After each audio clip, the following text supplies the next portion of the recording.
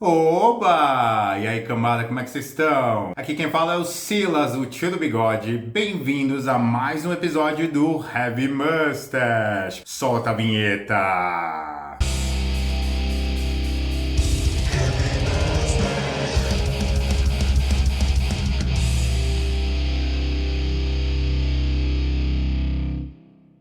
Bom, se é a sua primeira vez aqui no canal, faça aquilo lá, se inscreva, deixa aquele joinha pra fortalecer. Me siga nas outras redes sociais, elas estão aqui embaixo. Compartilhe esse vídeo com o seu reitor da faculdade. Agora, sem mais delongas, bora pro vídeo. Hoje eu tô aqui pra falar de uma banda que é uma das minhas favoritas, embora eu não conheça basicamente ninguém que conheça essa banda por aqui. Eu tô falando do Green Carnation. I should have retreated.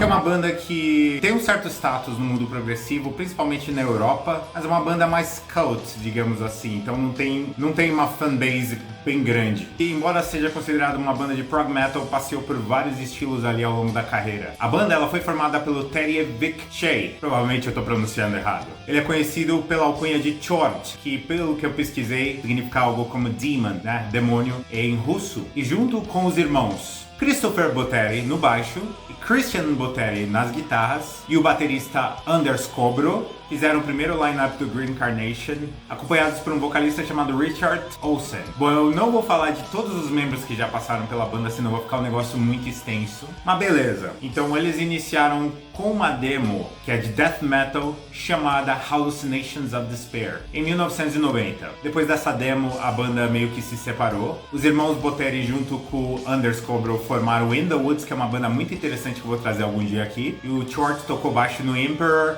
e também tocou em várias outras bandas do cenário extremo. Antes do Green Carnation de fato começar e durante, eles já terem começado. Em 2000, Green Carnation tomou forma de verdade e lançaram o primeiro álbum, que é o Journey to the End of the Night.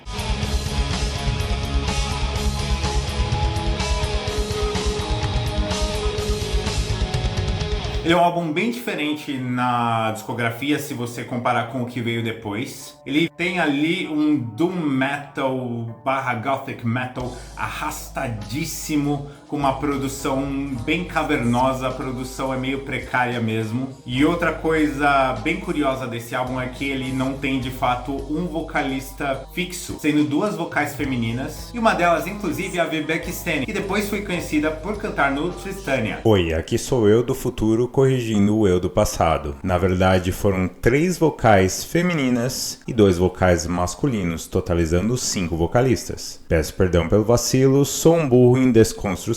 Então ele é um álbum bem denso, bem difícil de absorver, com umas músicas bem longas. Eu particularmente não recomendaria para quem está iniciando no Green Carnation. É interessante talvez você ouvir outros álbuns antes de você entrar nesse. Mas se você é uma pessoa que já é fã de Tristania, My Dying Bride, esse tipo de banda, talvez você goste desse álbum. Tem uma certa parcela de fãs ali que gostem, né? Esse álbum tem um status cult, digamos assim. As faixas são bem longas, como eu já disse, com várias passagens arrastadas. Tem algumas partes mais limpas, com outras mais pesadas, com guitarras bem graves. E a faixa título, entre aspas, é separada em 4 faixas diferentes. Em 2001, o Green Carnation lançou um álbum que é um grande marco na carreira, que muitos fãs consideram não só o favorito deles, como um dos melhores álbuns de progressivo no geral, que é o Light of Day, Day of Darkness.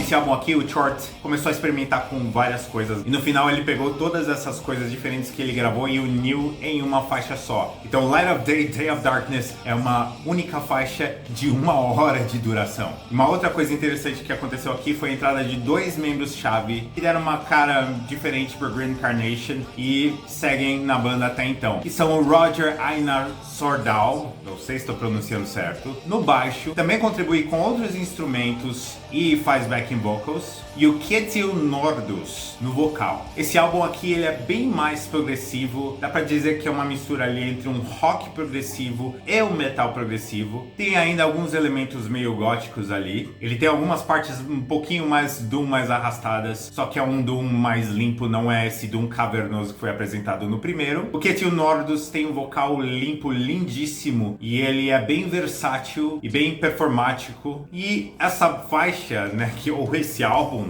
tem vários momentos distintos ali, alguns momentos, algumas melodias que vão se reprisando nessa 1 hora de duração. Que apesar de ser um álbum de uma única música de 1 hora, ele é tão incrível, tão legal, que é bem fluido e não fica cansativo. Em 2003, a banda lançou mais um álbum, que é o A Blessing in Disguise.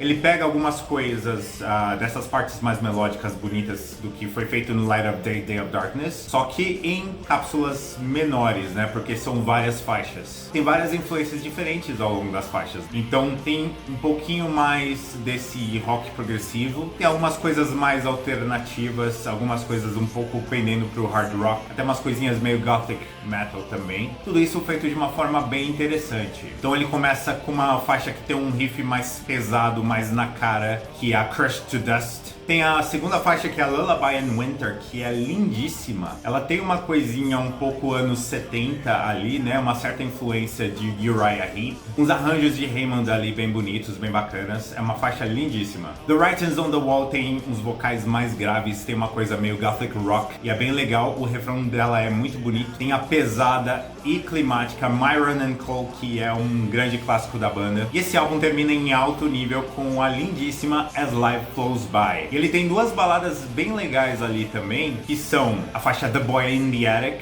e a 20 Seconds to Life, que tem umas coisinhas de piano e voz muito bonita. Apenas um ano depois, 2005, eles lançaram mais um álbum, que foi o The Quiet Offspring.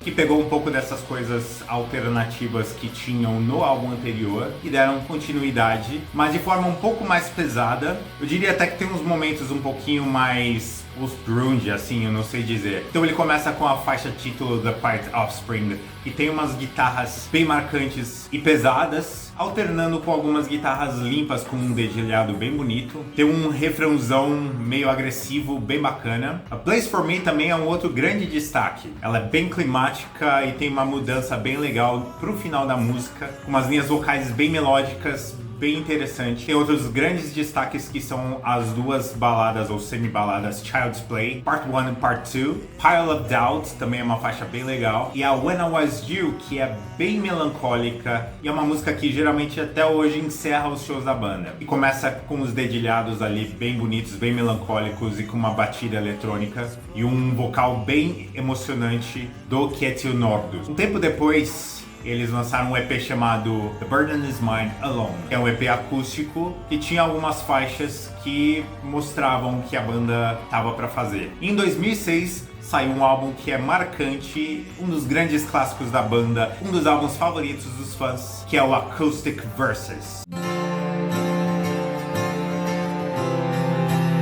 Bom, como o nome já entrega, é um álbum acústico, mas o que é curioso desse álbum é que não é um álbum de músicas que eles fizeram versões acústicas, mas sim um álbum totalmente inédito de faixas acústicas. Então tem a banda ali fazendo um negócio muito bonito, muito sublime, mais intimista. Em vários momentos tem alguns arranjos de cordas, violinos, violoncelos, trazendo uma riqueza musical bem grande. Ele é um álbum bem incrível e reflexivo, então tanto pessoas que gostam do metal quanto outras pessoas que não são tão chegadas no estilo conseguem curtir. Então possivelmente é aquele álbum que dá pra tocar no churrasco com a família. Então tem a The Burden Is Mine Alone, que é violão e vocal e tem uns arranjos bem sofisticados ali. Maybe é uma faixa sensacional e ela tem um solo de theremin, que é um instrumento bem bizarro.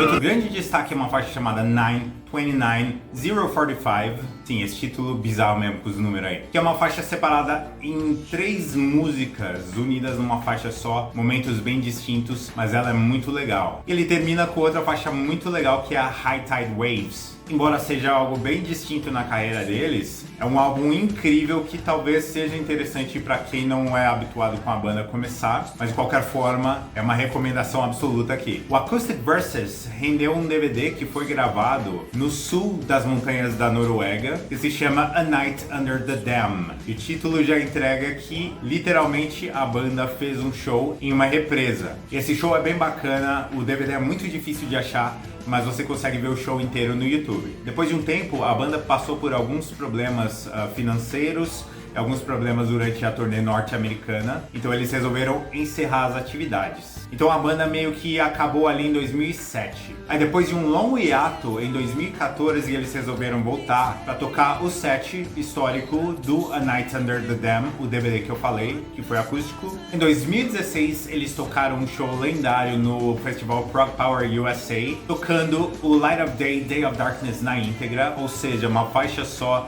de 1 hora, e depois de um longo tempo sem lançamento de inéditas, eles soltaram o Leaves of Yesteryear de 2020.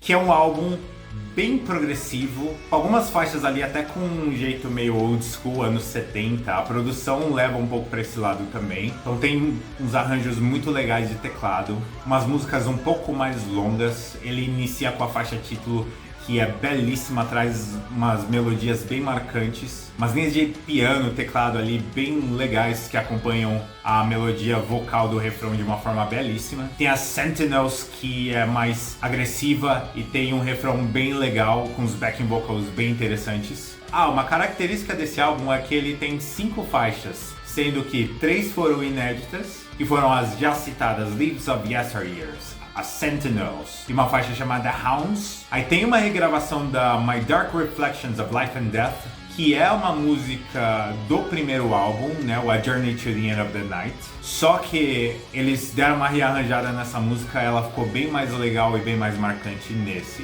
pelo menos eu acho. E o álbum se encerra com uma cover da Solitude, do Black Sabbath, que tem um clima meio psicodélico ali, bem legal.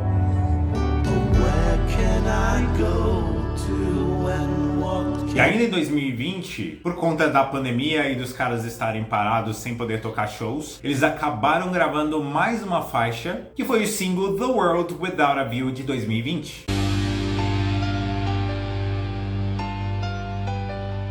Que tem essa veia metal progressivo feito no álbum anterior, com os arranjos bem legais de teclado, algumas orquestrações que até lembram um pouco o Symphony X antigo. A banda tá fazendo uns shows esporádicos aí, mas estão meio parados. Em 2022, eles soltaram uma cover acústica de uma faixa chamada Time in a Bottle, faixa essa de um artista chamado Dean Crows, e por enquanto a banda tá nessas de fazer alguns shows esporádicos de vez em nunca. Lá atrás, antes deles entrarem no hiato, eles estavam com planos de lançarem um álbum chamado The Rise and Fall of Mankind, que seria uma espécie de continuação do Light of Day, Day of Darkness, e uma segunda parte de uma trilogia que se chamaria The Chronicles of Doom. Mas até então, até hoje, não tem mais nenhuma notícia de que isso vá acontecer de fato. Os caras estão nessas aí, de tocar show de vez em nunca, né? Não sabemos como é que vai ser, se eles vão lançar mais um álbum em breve. Mas vamos aguardar aí. E aí, o que você achou? Já conhecia essa banda? Já sabia as curiosidades sobre eles? Me fala o que você achou aqui nos comentários. E me fala também sobre o que você gostaria que eu falasse no canal. E é isso por hoje.